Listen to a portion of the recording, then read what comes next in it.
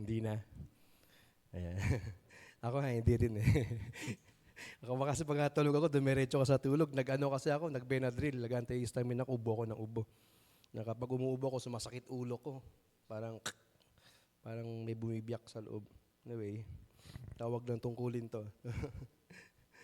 Ayan. Bago ako magsimula, may tanong muna ako sa inyo. Kumusta ang inyong paglago sa Panginoon? No, kumusta ang inyong paglago sa Panginoon?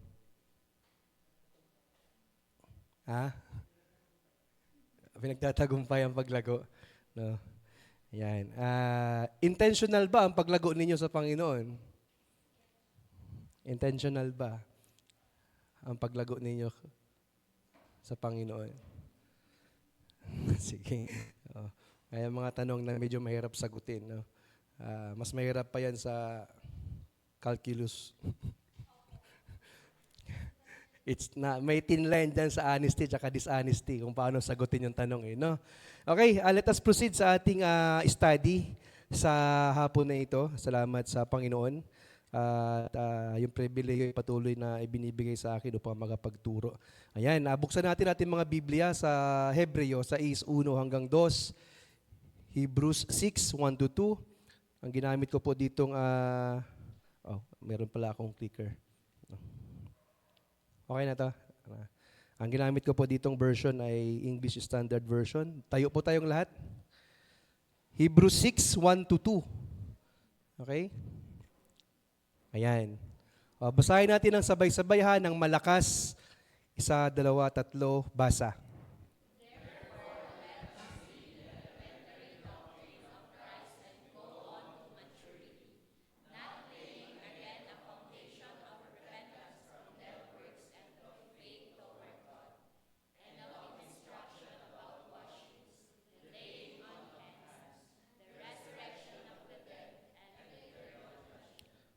Purihin ang Diyos sa pagbasa ng kanyang salita. Tayo po yung manalangin, Ama, o Diyos na makapangyarihan sa lahat.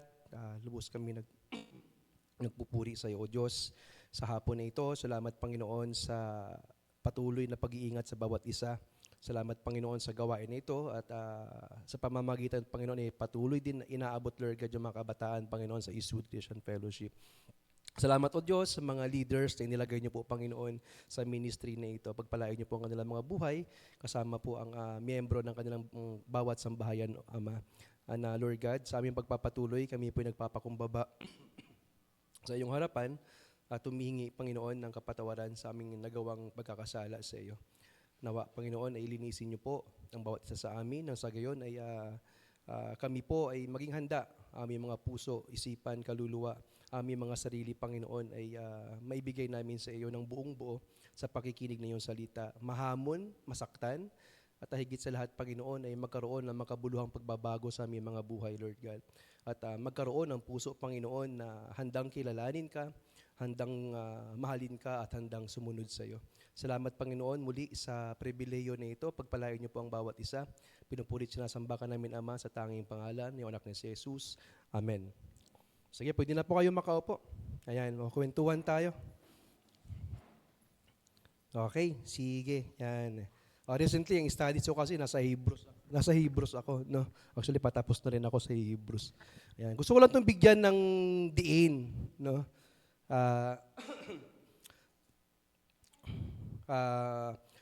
Upang maging aware kayo. No, hindi porket mga kabataan ay banji-banji lang, no, nasaan yung alon, doon pupunta. Okay, dapat hindi ganun tayo. Yan. Okay? Ang title po ng ating pag-aaralan sa hapon na ito, ayan, Growing Gracefully. Yan. Moving from foundation to fulfillment. So ano kaya ang tinutukoy diyan? Ayan. Have you ever observed, kayo ba nakakapunta na sa construction site? Nakapunta ba kayo dito nung kinoconstruct to? Hindi. Paano kasi pandemya yun eh, no? Ano napansin nyo unang tinatayo? Pundasyon muna. Kahit nasa mga bahay nyo, pundasyon. Kahit nasa kulungan ninyo mga aso, no? O kulungan ng kalapati, dapat may pundasyon muna yan bago may tayo lahat. Okay? So balit, hindi tayo humihinto sa foundation, tama? Kasi kung huminto tayo sa pundasyon, wala to ngayon. Tama? Baka pundasyon pa rin to hanggang sa ngayon, no? No? You don't live on the cement slab, you build upon it.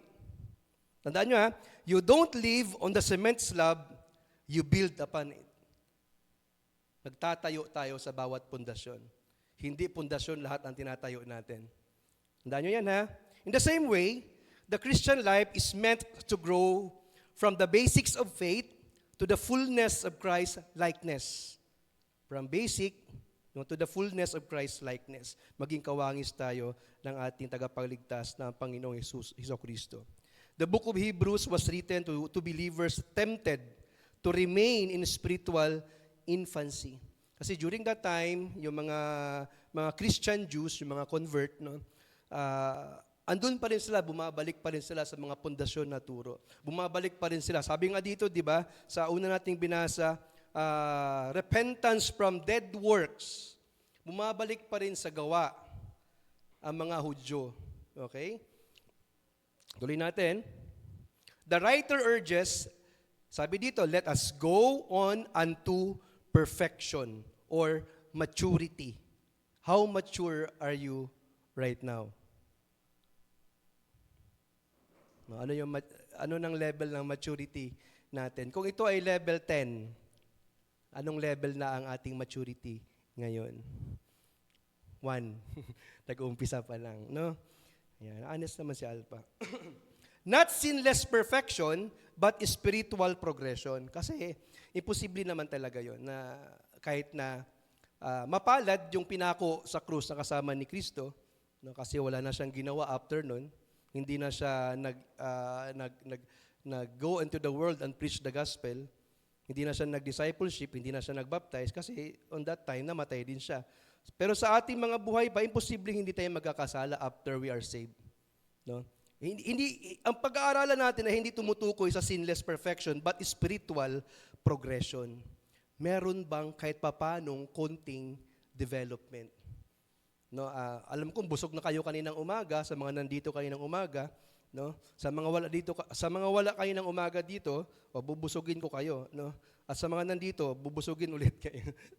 Wala namang overdose sa pagkain, na spiritual na pagkain. No? Ayan. Kasi kanina, naniniwala ko, a person who is genuinely,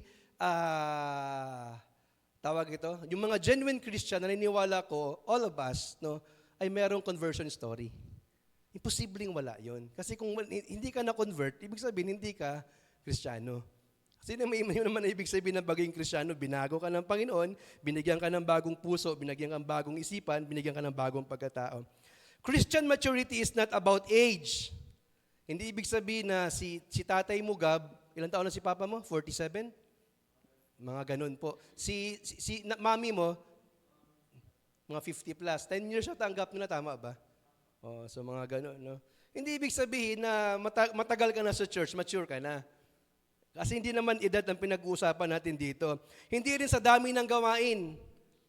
Hindi sa dami ng ministry. Ibig sabihin, mature ka na. Hindi rin sa appearance. No, maaring na-observe ka since day one hanggang dumating ng how many days ay nag-improve yung itsura mo. No? Hindi yun ang basihan ng pagiging mature sa church. Ha? But it's about advancement in faith. Nag-a-advance bang pananampalataya mo? Kaalaman, knowledge, and obedience, pagsunod. Madali ka na lang bang kausapin ngayon? Mapakiusapan? Okay? So, intro pa lang yun. I have 3 points na hinanda dito. Letter P yata to. Okay. First point. Natin growing gracefully. Yan. Hindi ka napipilitang lumago. No? Basta lumalago kang paunti-unti. Okay? First point tayo. Yan.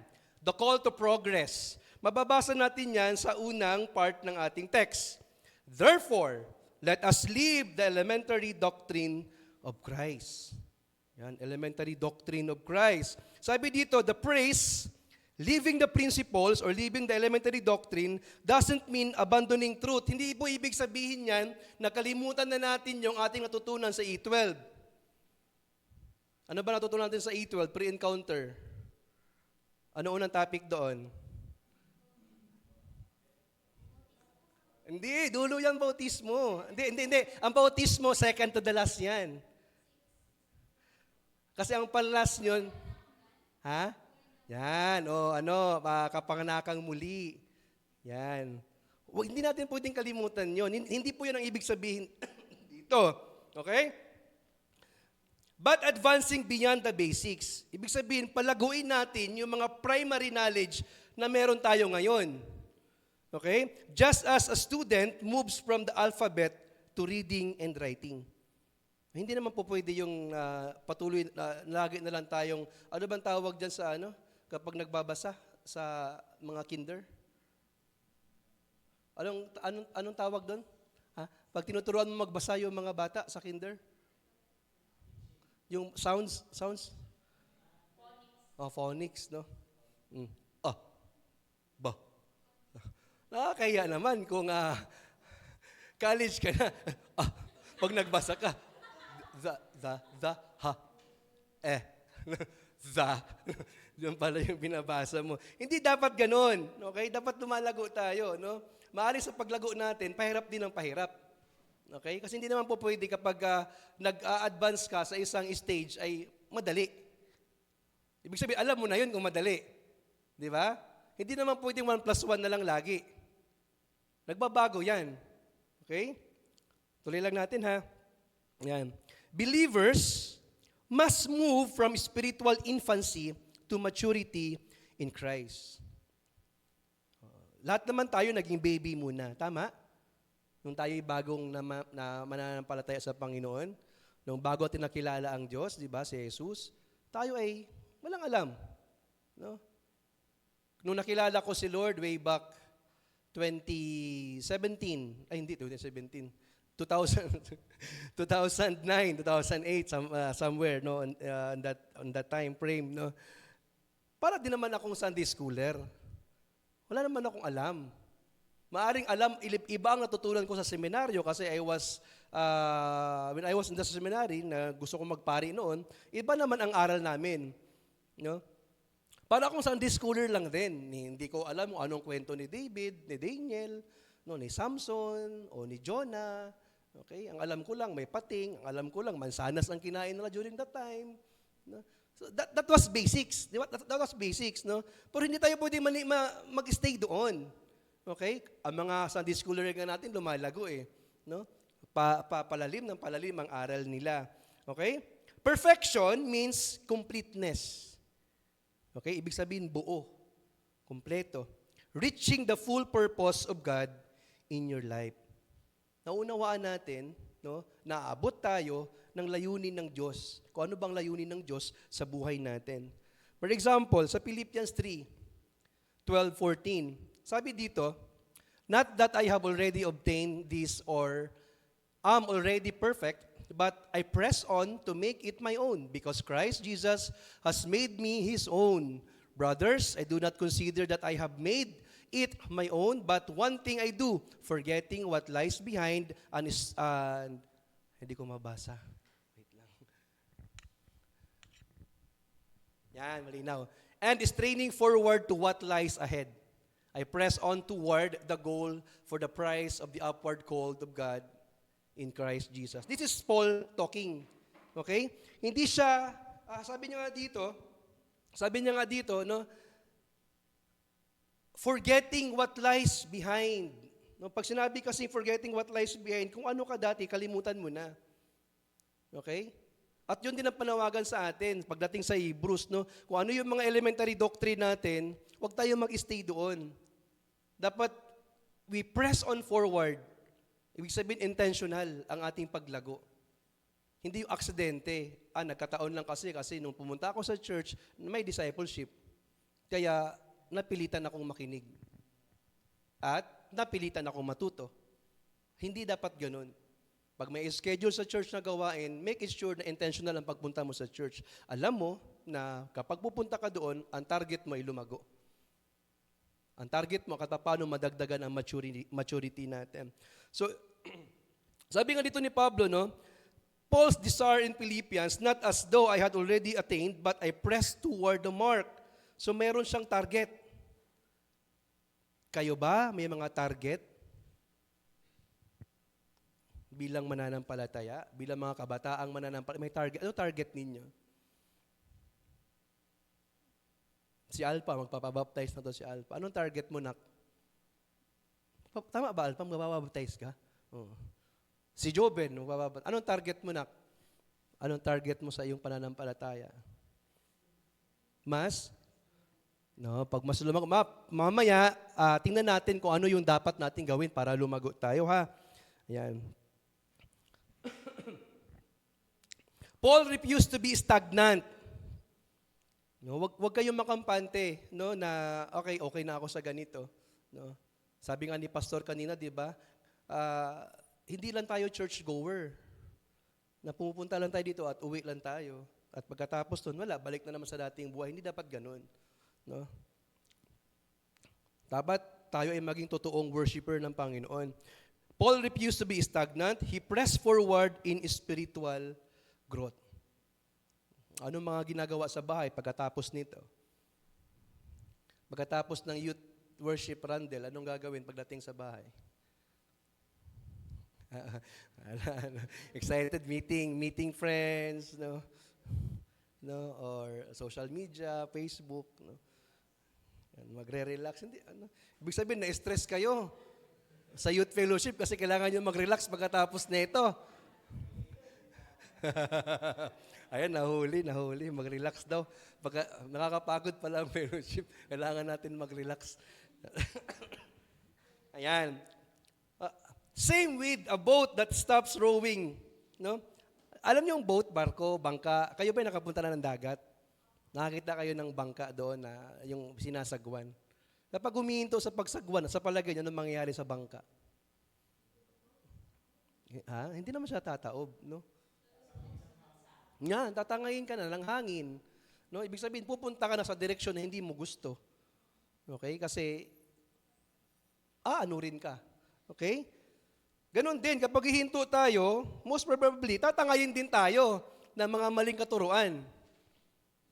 Hindi po natatapos sa church yung ating paglago. Kung iaasa lang po natin sa church ang paglago natin at wala tayong, hindi tayo intentional sa paglago pagdating sa bahay, most likely po, ang ending ng ating, pagsunod sa Panginoon ay mabibigo lamang. Kasi inaasa lang natin sa ating mga leaders, sa ating mga kuya sa church, sa mga pastor, sa mga volunteers, yung ating paglago. Dapat intentional talaga ang paglago natin. After the church, dapat may plano ka pagdating sa bahay. That's why I ask you, ano ang target ninyo? Okay? Bilang mga kabataang mananampalataya, ano ang target ninyo, no, sa inyong paglago? Okay? Yan. Sabi nga dito, a boat that stops rowing will drift backward with the current. Okay? So does a believer who stops growing. Ganun din. Kapag kayo tumigil sa paglago, atras din tayo. Okay? Nagugulat ka na lang, bakit si ganito marami ng alam? No? Bakit lumalawak na ang alam niya? Bakit ang alam ko pa lang ay John 3:16 pa rin? No? Hanggang Philippians pa rin ako. No? Yan, malaki ang memorize natin yan. No? Yan, no? Paano kung hindi yan nilagay dyan nila Sister Nadet? So nabawasan ka pa ng isang memory verse. Kasi nga hindi intentional. Okay? Ayan. Tandaan natin ha, there is no neutral ground in spiritual life. Wala. It's either yes or no lang yan. No? There is no neutral ground in spiritual life. You're either progressing or regressing. Dalawa lang yan. Kung hindi ka lumalago ka. Kung lumalago ka, di hindi ka lumalago. Mali yata ako. No? No? Dalawa lang magpipilian mo doon. Lalago ka o hindi ka lalago. Ganun lang yun. No? Kung nakikita mo ang sarili mo ngayon na hindi lumalago, malamang sa malamang, hindi ka nga lumalago. Tama? Yan, application tayo agad. God calls you to grow beyond the basics. No? To go deeper in the Word, stronger in prayer, and bolder in witness. Okay? Sa pagbabahagi. Okay. Kailan kayo huling nag-share? Kailan kayo huling nag-share? Kailan niyo huling shinare si Jesus? Sa family members, sa relatives, sa mga kamag-anak, sa mga klase, sa mga katrabaho. Kailan? Wala na. Yan. Yung sinasabi ng pastor kanina, ni Pastor Nobem, na pagdating sa church, dapat discerning. Totoo naman yun, tama yun. 1 John 4, verse 1, mababasa nyo yan. No? Beloved, no? I-test nyo lahat ng spirit. No? Huwag kayong maniwala agad. You have to test everyone na nagpapakilala na sila yung mga Kristiyano. Okay? Kasi marami ng mga bulaang propeta. Now, kung stagnant tayo sa ating Christian pursuit, sa ating pananampalataya, sa ating maturity sa Panginoon, most likely, madali tayong maloko. Okay? When I ask you kung kailan kayo huling nag-witness o nag-share ng gospel, problema yan kasi kung iisipin lang ninyo agad is yung lumabas ka, humayo ka, no? Eh paano kung hindi ka aral ng salita ng Diyos? No? Paano mo, kasi nag-iisip ka na agad, paano ko sasagutin kung may magtatanong sa akin? That is why mahalaga yung topic natin ngayon. Dapat intentional ka talaga, dapat may target ka. Kasi kung wala, hindi talaga tayo makakapag-share. Pero mayroon akong gustong i-share sa inyo na technique kung paano mag-share ng maramihan. Gusto niyo malaman kung paano? Maramihan. Obligado makinig lahat. Ha? Hindi sa Pasko. Prayer. O tinuro ko ito na Joyce eh. No? Sa panalangin. Di ba, pag alam nilang Christian tayo yung pinag-lead ng prayer. Tama ba? Tama. O Alpha, ikaw mag-lead ng prayer. Di ba? Christmas party, mag-lead kayo ng prayer. Ano ang attitude ng mga tao kapag prayer? Tahimik yan, nakikinig. Mag-share ka doon habang nagpipray ka. Di ba? Bakit tayo hindi nag-share? Ito lang kasi yung dahilan doon. Kasi baka ma-reject ako, Brad eh. Yun lang naman yun eh. Kasi baka walang makikinig sa akin. Yun lang yun. Wala nang iba. Pero kung mag-share ka ng gospel through prayer, tandaan ninyo hindi natin trabaho magpatanggap. Ang inutos sa atin, magbahagi. Ang inutos sa atin, mag-share lang. Kasi wala naman tayong kapangyarihan mag-convert. Wala tayong ganung power, ha? No? Tao lamang tayo. Ang trabaho natin ay mag-share lang. Ang Magna Carta for Evangelism, sabi nga ni John MacArthur, na mababasa sa Mark, no? A man, no? Sow, plant. And after that, natulog siya. No? At pagkagising niya, namukadkad na. No? How does he did not know? No? Parang something like that, paraphrase, no? Ang trabaho lang talaga natin ay mag-share. Pagkatapos, huwag ka na mag-worry kung may nakinig ba sa'yo o wala. Matulog ka na pagkatapos nun. No? Hayaan mo na ang Lord na kumilos. Same with, if you are asked by someone to lead a prayer sa isang malaking grupo, kahit sa maliit lang, share the gospel. Makikinig naman yan sila, nakapikit mga mata niya. Let us bow our head and pray, no? And feel the presence of the Lord. Please, wag kayong magsabi na kaya feel the presence of the Lord, ha? No? No, Kristiyano tayo, ang Lord ay kasama na natin, no? No, hindi we believe in truth, not feelings, ha? Okay?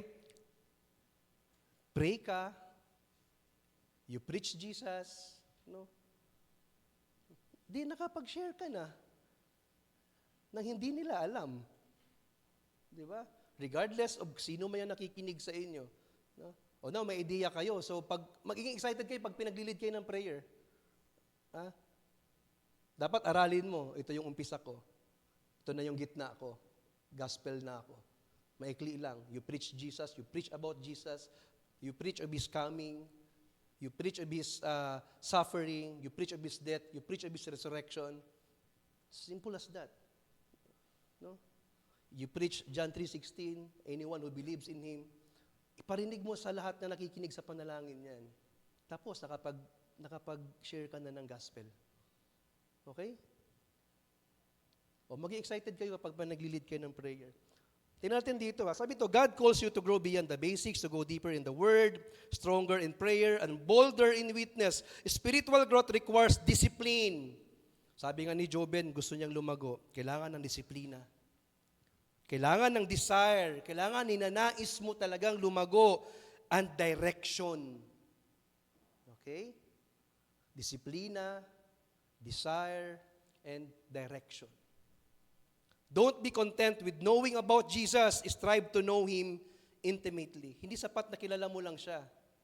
Okay? Dapat meron tayong intimate relationship sa Kanya. Reflection. Let us ask ourselves, am I growing in my relationship with Christ? Lumalago ba ang inyong relasyon sa Panginoon o yung relasyon mo sa Kanya? Sa Kanya na hindi ka naman kinukumusta kung kumain ka na ba o hindi.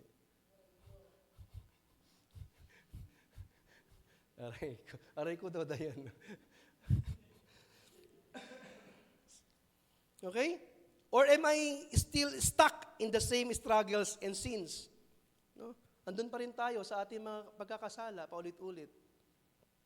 Remember, the call to progress is the command to pursue Christ. No, kailangan natin hanapin ang Panginoon. No?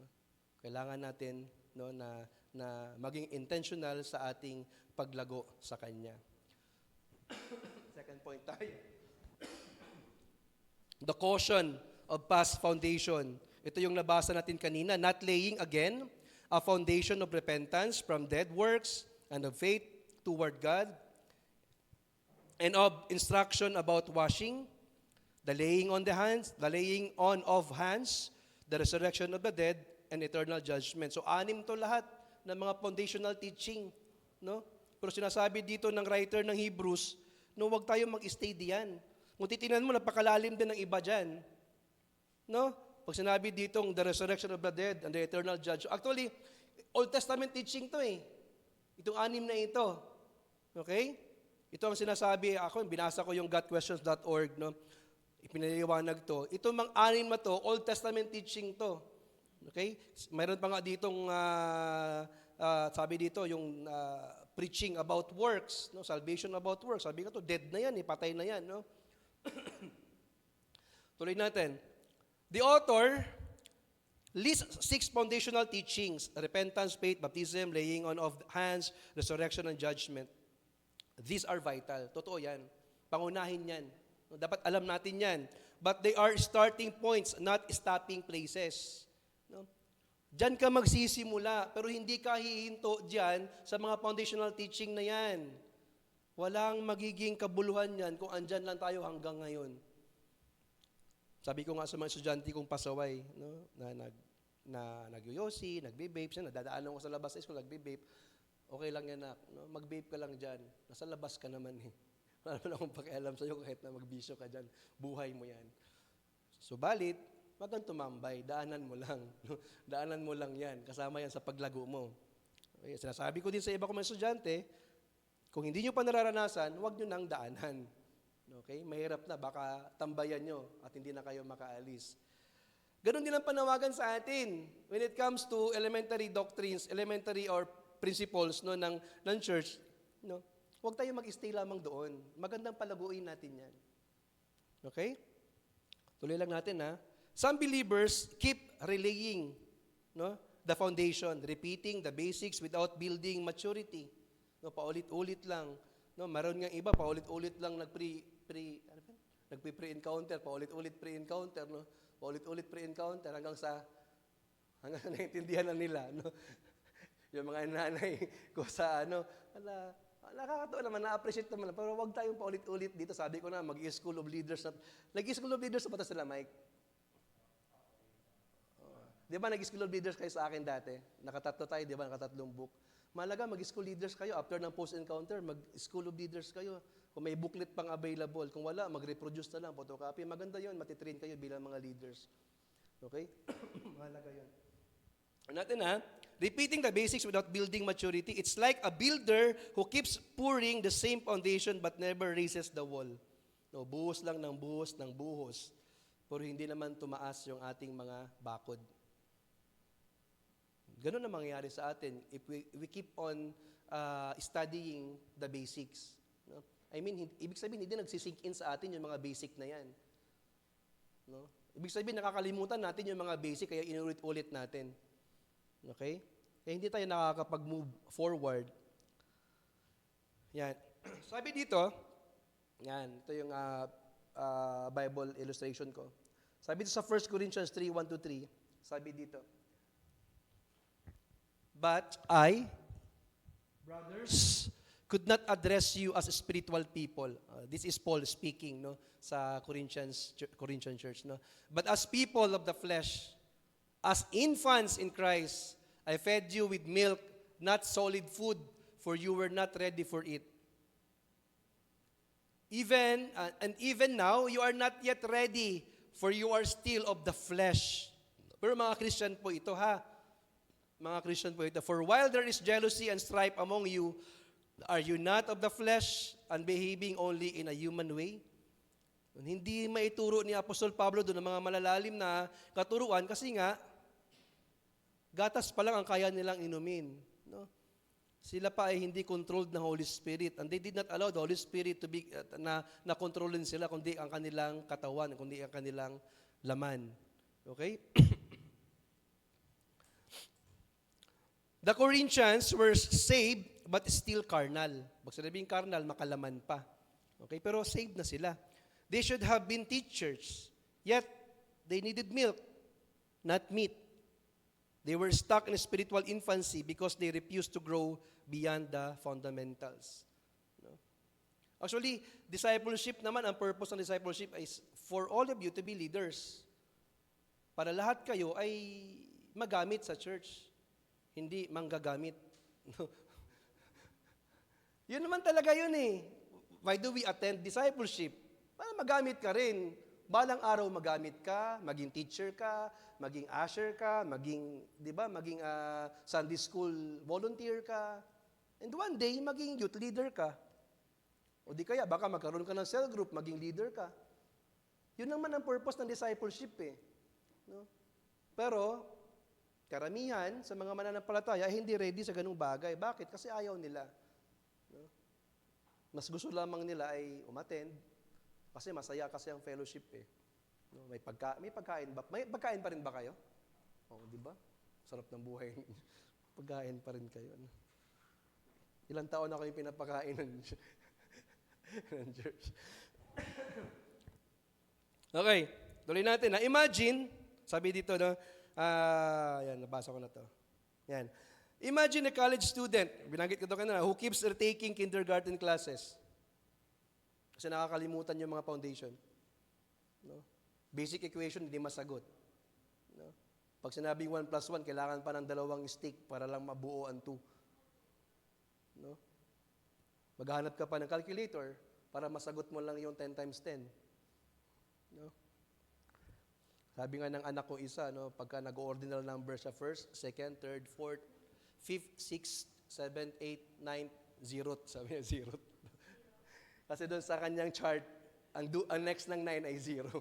Nag-ordinal siya, pagdating doon, 0. At least nakaisip siya ng ganun. No? Okay?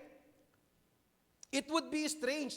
Parang nakakapanibago yun. Parang college student ka, pero hindi mo alam yun. Parang ngayon, nangyayari sa DepEd. No? Maraming grade 10 na hindi marunong magbasa. Marami. No, marami kami na sa aral program kayon. Ilan ang estudyante ko sa aral program na ang comprehension wala. Hindi na naiintindihan ng kanilang binabasa. Nakakalungkot 'yun. No? Dapat talaga walang napopromote sa grade 1 kapag hindi marunong magbasa eh. No? Kung ako lang DepEd secretary, grade 1 pa lang. Kapag hindi yan marunong magbasa, wag nang gawing grade 2 yan. No? Wag iangat sa grade 2 kapag hindi marunong magbasa sa grade 1. Kasi magiging problema yan, kagaya nung tinutulungan ng church, nabanggit ko yan last meeting, nag-stop na tayo doon kasi nga nagpa-drop na yung bata. Nung kinausap ng teacher yung nanay, idadrop na po namin yung anak ninyo, mami, kasi nga po hindi na pumapasok, ganyan-ganyan. Nagdrama ang nanay. Ang sabi ng nanay, wala naman po kayong awa sa anak ko, buti pa yung grade 1 teacher niya, prinomote siya, ta grade 2. O kung ganun tayo lagi, aabot yun. Aabot yun ng grade 10, hindi marunong magbasa. Kasi ganun ang drama. Ano sabi ng teacher? Naawa din naman daw siya. So, inayaan na lang niya. Ito po, pirma po kayo dito. Pag-absent niyan, retain na lang yung bata. Nakakalungkot yung ganun. No? Okay? So, same with no, sa ating pananampalataya. No? para lang tayong umuulit kapag hindi natin ina-apply yung mga fundamental teaching ng church. The goal isn't to know doctrines only. Yung alam natin, natutunan natin. It's to let doctrine shape your devotion. I mean, binabago ka ng inaaral mo. Hindi lang ito ang pinupuno natin. Dapat malaman ko to para pag may nakipagdebate sa akin, patay ka sa akin, no? Ganun, no? Ay, ganun din ako dati, no? Ganun din ako dati, tumigil na ako sa ganyan, no? Mabubuang ka lang, no? Ang dami mong aaralin, no? Mababaliw ka sa ganyan, no? Ang dami mong aaralin, no? So let God, no? Sabi no na mag-control sa mga bagay na yan, panalangin mo. Okay? No? Sabi nga dito, no? Let doctrine shape our devotion, na baguhin tayo ng mga fundamentals na ito. Baguhin tayo ng mga tutunan natin. Hindi kasi dapat na, ay, alam ko yan, no? Hanggang doon natin, alam ko yan. No? Paano ka binago sa alam mo? Okay? Binabago ba kayo? Sino mo kumanta nun? Kinanta ba nyo kanina? Binabago mo ako araw-araw. Kinanta nyo ba yung kanina? Ay, hindi ba? Bigla ka lang nag-play, binabago mo ako araw-araw. Sarap na ito, binabago. Anong klaseng pagbabago yan, no? Okay, application tayo. Don't be satisfied with knowing or church talk. No? Pag nag-uusap yung mga Kristiyano, no? Yan eh, no? Naaral ko yan eh, no? Mga ganyan. Okay? Live out your faith. Okay, yan. Dapat mailabas mo yan, maisabuhay mo yung pananampalataya mo. Sinasabi nga sa Santiago, di ba? Faith without work is, yan, alam mo yan, move from information to transformation.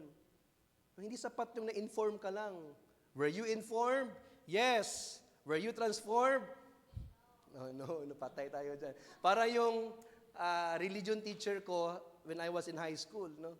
Kapag nagre-recollection, kasi sa Catholic church, sa Catholic school, nagre-recollection, no? Nasabi na pagka may nag-talk na motivational speaker na nakakaiyak, no? Nasabi, na-touch ako. Na-touch ako, Father. Na-touch ka, but you were not moved. Na-touch ka lang. Na-touch lang yung ego mo, pero hindi ka man lang nagalaw ng konti. Kasi pagkatapos ng recollection, paglabas doon sa isang konbento, ay gano'n, salbahe pa rin, no? Ano pa rin? Okay? Same with us. No? Dapat yung goal natin ay hindi lang tayo ma-informed. Dapat malaman ko itong mga bagay na ito kasi nakakahiya kapag nagsiladayan ay no? Parang ang tawag ito, na-pressure ka. No, bakit sila sila ganito ay ganyan, no? Baka sila, Jonabel ay alam na niya yung mga bagay na ito. Na-pressure ka lang tuloy, no? Hindi dapat ganun. No? Ulitin natin, ha? Sana ba ako nun? Live your faith, move from information to transformation. Reflection tayo. Let us ask ourselves, have I been building on the foundation? Or am I just circling around? Pag sinabing building on the foundation, doon tayo nagsisimula. Tatayo tayo doon. Okay? No? Pinapataas natin yung wall natin. Okay? At the same time, natatransform tayo, nababago tayo. Okay? At nalalaman niya ng mga tao sa paligid natin na nababago nga tayo. Hindi tayo yung mayabang. Okay? Iba yun, ha? Iba yun. O baka naman umiikot lang tayo sa pundasyon lagi, no? Pagkatapos ng E12, pre-encounter, baptism na, pabaptize ako ulit. Naiintindihan ko na ngayon, eh. No? Ngayon mo pa lang naiintindihan, naka-anim ka na. Okay? Mahalaga yan. Okay? Ulit natin, ha? The caution is clear. Don't keep rebuilding the basics. No? Start rising in the Spirit. Yan. No, umangat naman tayo. No? Umangat tayo. Next point. Last. Ayan. The commitment to perfection. Mababasa yan. Balik tayo sa verse 1a. Go on to maturity. Balik tayo sa target. Sana may target tayo pagkatapos nito, ha? The author of Hebrews urges these believers, ito ay galing to sa gotquestions.org, no, commentary, to move on to spiritual maturity. Yun talaga ang panawagan dito. No? Dapat doon tayo pupunta. Spirit, hindi man kagaya ni Apostol Pablo na mabilis ang kanyang paglago, no? Hindi naman lahat ng Kristiyano ay parehas, no? Ang iba ang pacing nila. Pero dapat nakikita natin gradually nagkakaroon tayo ng progress or development sa ating spiritual maturity. Spiritual maturity is achieved through becoming more like Jesus Christ. No, may nagsabi na ba sa inyo, no? Ang bait mo. No?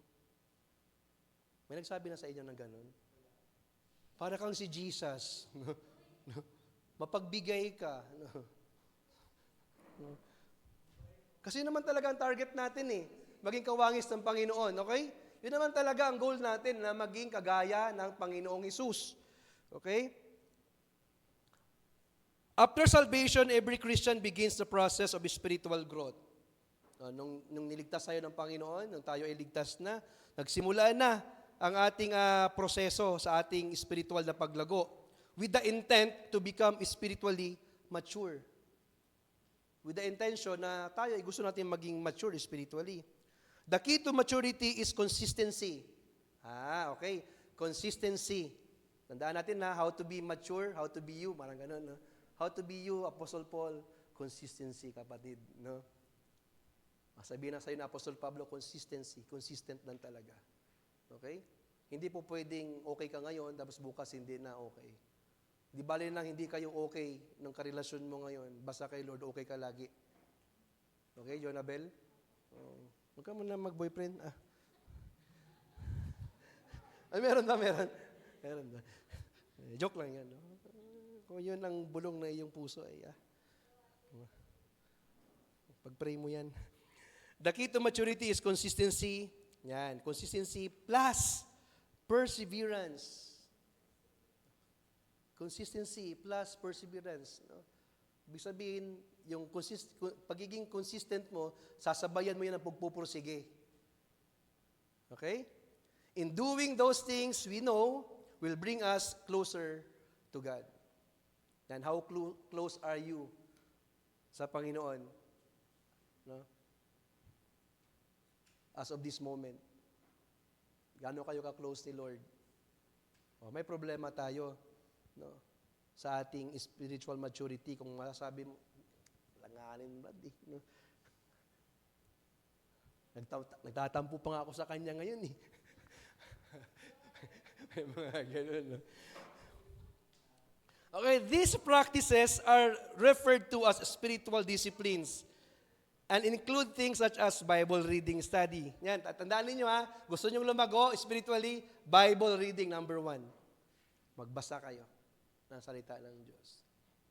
Hindi po yan optional. Hindi po optional ang pagbabasa na gawin nyo pong intentional yan. Every day. No? Every morning. Hindi ko po sinasabing pumili kayo ng oras na gusto ninyo. Every morning, magbasa kayo. Discipline yan Kasi kung pipili kayo ng oras, si Lord pa mag-adjust sa inyo, No? Si Lord pa mag-adjust sa inyo. Every morning, no? Kung gusto niyo pa magbasa ng gabi, sige, magbasa pa kayo ng gabi. Pero every morning, magbasa ka. Disiplina kasi yan. Kasi kapag hindi niyo didisiplina yan, sarili niyo sa umaga pa lang na hindi magbabasa, hindi na kayo magbabasa, no? Sa buong araw. No? Lilipas ang araw na hindi na kayo makakapagbasa. Even kahit prayer, baka hindi niyo na magawa yan. No? Grabe naman yan, Brad Pao, napaka-harsh mo. Discipline yan. Kaya nga tinawag na discipline kasi mahirap Di ba? Pero pag nasanay ka, magiging lifestyle mo na yan. Okay? Magaan na lang yan sa'yo. No? Gigising ka ng kusa sa umaga, maaga kang gigising, hindi maapektuhan lahat yung schedule mo, babasa ka. No, umaga, hindi natulog. Hindi natulog. Saka pwede na ako mag-devotion, tulog ako pagkatapos. Hindi ganun, okay? Tandaan natin na Bible reading, check nyo yan, or Bible study. Ako kasi iba yung devotion ko, iba din yung study ko. No? Pag study ko kasi, pag ganyan-ganyan yung study ko, no? Depende sa topic yan. Pag devotion ko, book yan. No? Babasahin ko yung lahat, may reflection ako, ganyan. No? Yan. Pag study lang. No? Okay? Prayer, panalangin. O gaano kadalas ang kayo manalangin? No, tuwing kakain, no? Tandaan nyo gamitin nyo yung prayer para mag-evangelism, okay? Gamitin nyo yung prayer, napakagandang estratehiya. Fellowship, fellowship, okay? Yan, mahalaga. Dapat alam nyo na ang dahilan kung bakit nandirito kayo, ha? Service, ministry, paglilingkod, stewardship. Yan, yun yung mga gawain na pwede kayong lumago. No? Ito yung mga disiplina na ito na pwede kayong lumago sa Panginoon kung gusto nyong lumago sa Panginoon. Okay? Kung gusto nyong maging mature sa Panginoon, kung gusto nyong maging mapalapit sa Panginoon, gawin nyo ang mga bagay na yan. No matter how hard we might work on those things, however, none of this is possible without the enabling of the Holy Spirit within us. Okay? Kung wala ang Holy Spirit din, kung wala ang kapangyarihan ng banal na Espiritu, hindi natin magagawa. So we have to ask the Holy Spirit, no, to guide us, to give us the strength para magawa itong mga bagay na ito. Pagising pa lang sa umaga, I assure you, temptation napakalakas. No? Mamaya ka na magbasa. Mahaba pa ang oras mo. Meron ka pang 23 hours and 30 minutes. Gusto mo na mag-pray, no? Mamaya na yan, maligo ka na muna. Pagkatapos mong maligo, siya ka mag-pray. At least, ready ka na bago ka umalis. Presko ang isip mo. Pagkatapos mong maligo, magkape ka na muna. No? Mas maganda yung bago ka mag-devotion, may laman ang tiyan mo, mainit yung tiyan. Naubos ng oras, maliliit ka na, nagmamadali ka na, hindi na yun maganda, hindi na yun quality. No? Napipilitan ka na magbasa, binasa mo buong chapter, walang pumasok sa isip mo kasi tingin ka lang sa oras. Wala na. Wala nang quiet time. Okay? So, intentional talaga siya. Mahirap yan, pero sa umpisa lang yan mahirap. The more you are tempted not to pray, the more you pray. Tandaan nyo the more you are tempted not to pray, the more you pray. Okay? Huwag nyo ngayaan manalo ang kaaway. No? Lagi nyo na lang pinapanalo ang kaaway. No? Saan ba kayo? Para ba kayo sa kaaway? O para kay Lord? Lagi na lang yung pinapanalo. No? Baka mag-cheer na yan sa inyo. Okay. Tandaan natin, ito, meron pala akong example dito. No? Yan. Enoch walked with God. And he was, ayaw kasi namin maging Enoch. No? Kuya Pao, ayaw namin maging Enoch. No? Baka bigla na lang kami marapture. And was not, for God took him. Same, no? Enoch walked with God. No? He lived a life of consistent faith and fellowship until God took him. Ganun lang, no? Ang sarap. His walk was steady, not stagnant, a model of mature devotion. No? Hindi naman natin kailangan makabisado ang Genesis to Revelation. No? Hindi mo naman kailangan yun. No?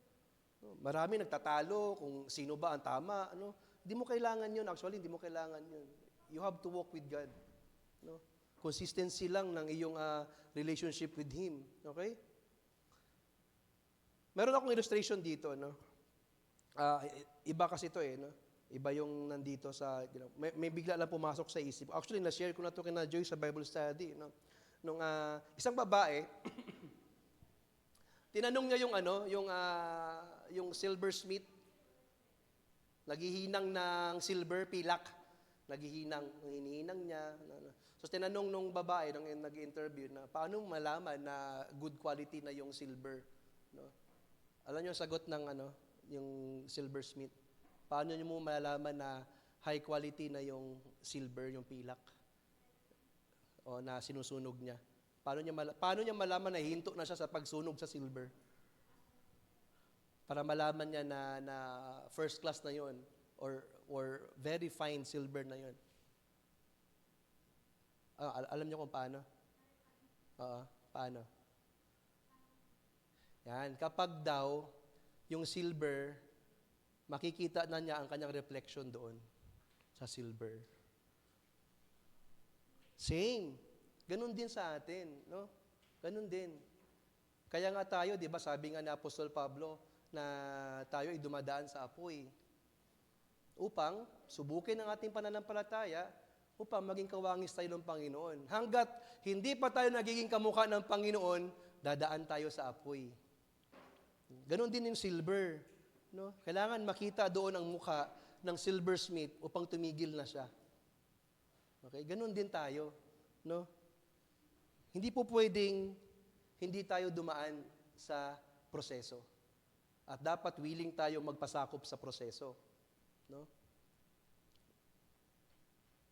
Christian maturity requires a radical reordering of one's priorities, changing over from pleasing self to pleasing God and learning to obey God. Ang mga kabataan ngayon, gusto nila ay piniplease nila ang isa't isa. Baguhin na natin yan. Let us live to please God. No? And let us learn to obey God. Iwasan na masyado kasi na kayo nalulung sa TikTok. No? No? Wala na tayong ibang ginawa kundi mag-TikTok. No? It's alright. Okay? Pati ako, nahawa sa ganyan. No? Tandaan natin na we have to commit to spiritual completeness. Tama ba ang sunod ko dyan? Wala, mata ko. To live a life shaped by eternity. Serve passionately and grow purposefully. Ibig sabihin, meron kang target, may layunin ka sa paglago mo. Ang dapat makita mo ng layunin na yan is to draw closer to God, to draw closer to your Savior. No? Lumago ka, nakasama ang Panginoon. Let us ask ourselves, is my life reflecting the maturity of someone preparing for eternity? Makikita ba na ikaw sa buhay mo ngayon? Nagre-reflect ba sa buhay mo ngayon? Kung titingnan mo ang sarili mo, are you really preparing for eternity? Excited ka ba makita si Lord? No? Yes, Brad Pao. No? Si Lord ba excited na makita ka? Ang tanong doon, vice versa. Hindi na nga. Ligtas ka na eh. Ano pa ba magagawa ng Lord sa'yo? Ligtas ka na. Di ba, dapat may target tayo lagi. No? Ang target natin ay malugod ng Panginoon sa ating mga buhay. We have to grow purposefully. Christian maturity is not optional. Hindi po, It's essential for those who truly expect to meet Christ face to face. No? At sabihin sa atin ng Lord, no, my good and faithful servant. Gusto mo bang sabihan ng ganun ng Lord? Hindi ibig sabihin, mga bata kayo, matagal pa kayo mabubuhay sa mundo, Hindi ganun yan. No? Baka mauna kayo sa akin. No? Huwag yung sabihin, malakas pa naman ako, Kuya Pao, no? Tsaka na. No?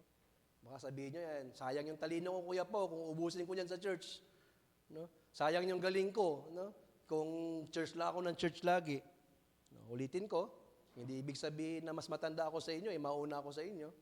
Pwedeng kayo mamaya.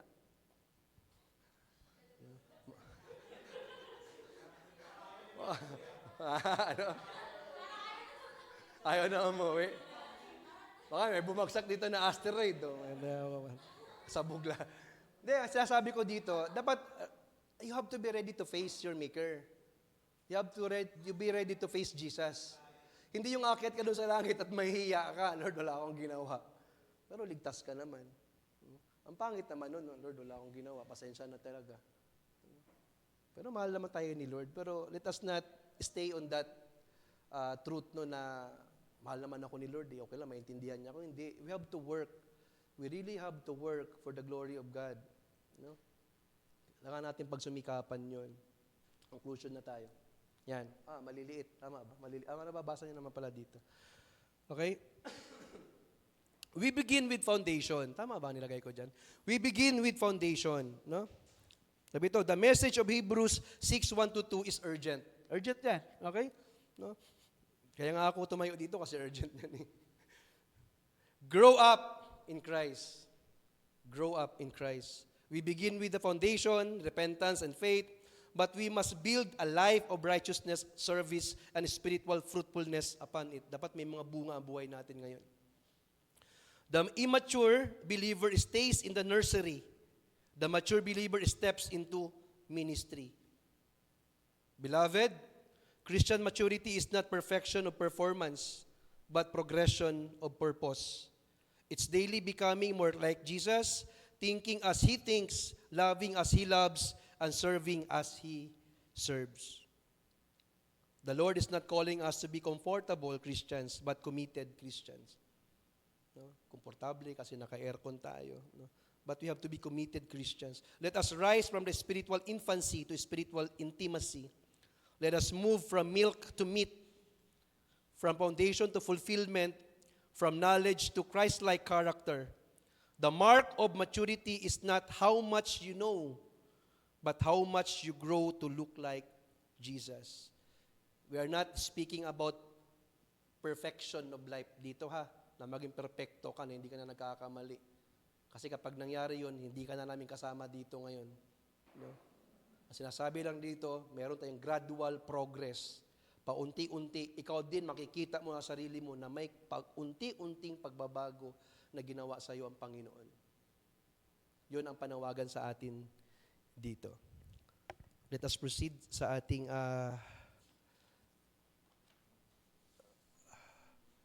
Lord's. Mayroon ba mag-special number? Wala naman, di ba? Wala. Meron.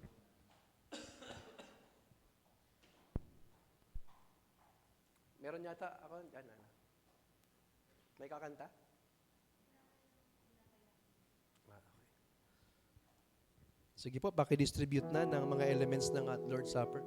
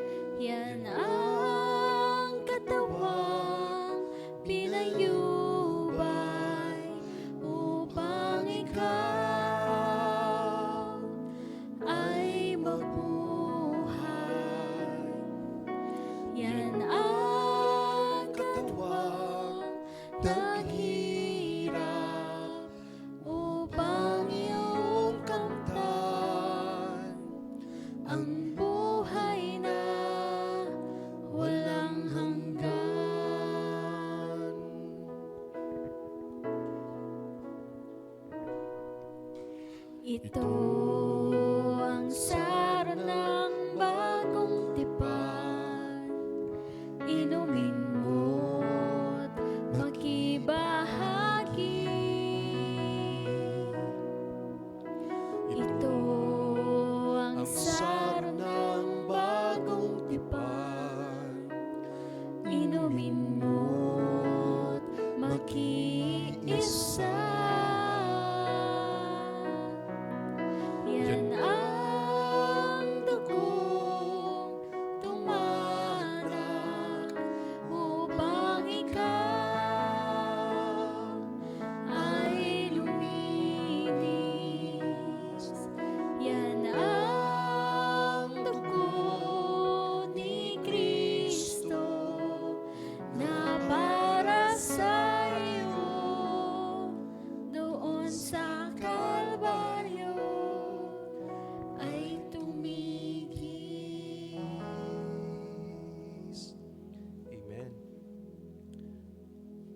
And as we partake the Lord's Supper, we are once reminded na bago tayo makisalo sa banal na hapunan, we have to examine ourselves. We have to ask forgiveness from the Lord. Ano man yung mga bagay na nagawa natin, na paglabag sa kanyang kabanalan, humingi tayo ng tawad sa kanya upang ihanda tayo ng Panginoon sa ating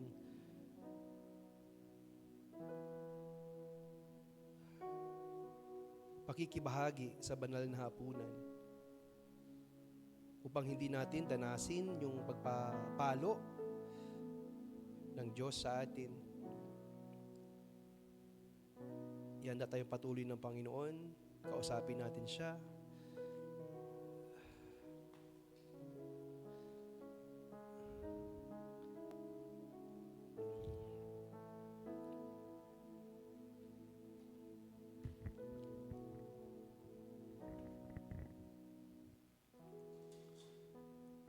For I received from the Lord what I also delivered to you, that the Lord Jesus, on the night when he was betrayed, took bread, and when he had given thanks, he broke it and said, "This is my body, which is for you.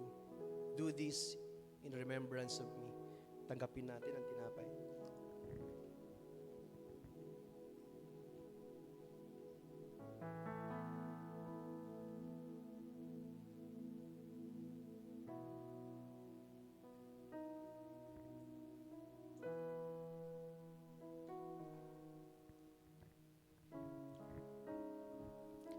In the same way also, he took the cup after supper, saying, "This cup is the new covenant in my blood. Do this as often as you drink it in remembrance of me. For as often as you eat this bread and drink the cup, you proclaim the Lord's death until He comes." Tanggapin natin.